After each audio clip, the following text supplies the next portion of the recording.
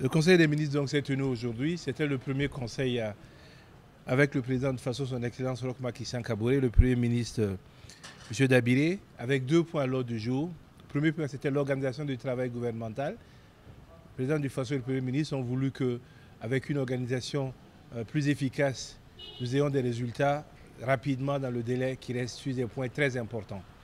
Donc il a fallu discuter sur cette harmonisation du travail gouvernemental afin d'obtenir des résultats.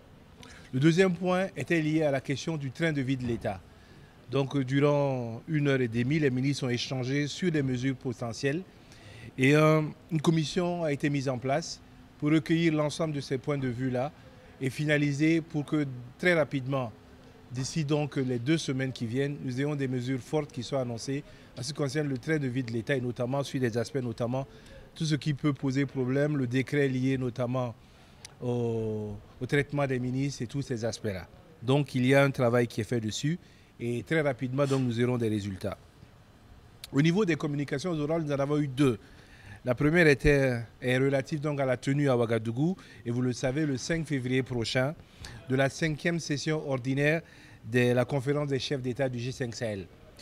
Cette session donc est précédée par 2 manifestations dans la même lignée.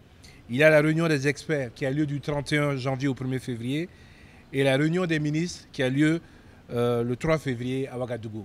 Je vous rappelle que notre pays, donc, avec le président du Faso, est président donc, du G5 Sahel pour cette année 2019. La ministre de la Santé également a fait état d'une situation qui est intervenue dans une localité du Burkina, dans la province de la Tapua.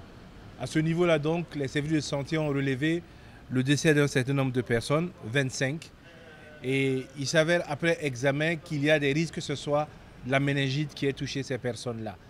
Les questions sont en étude parce que la ministre a précisé que bien qu'on ait obtenu donc un liquide céphalorachidien trouble, il y a des risques que ça puisse être également la fièvre de Lassa puisque la personne qui serait la première à avoir déclenché la maladie est venue donc du Bénin.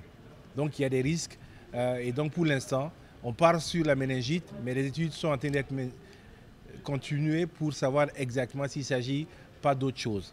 Et donc dans ce cas d'espèce, les mesures donc sont des mesures de prudence, pouvoir se référer à toutes les structures sanitaires lorsqu'on a un certain nombre d'éléments, notamment des fièvres qui se répètent, et pouvoir transférer les personnes rapidement afin d'éviter donc, si c'est la méningite, une propagation. D'autres aspects, notamment les aspects de vaccination, sont en train d'être mis en œuvre pour vouloir contenir donc, dans la zone, si c'est avéré donc, le développement de toute contamination à l'échelle de la région ou à l'échelle nationale.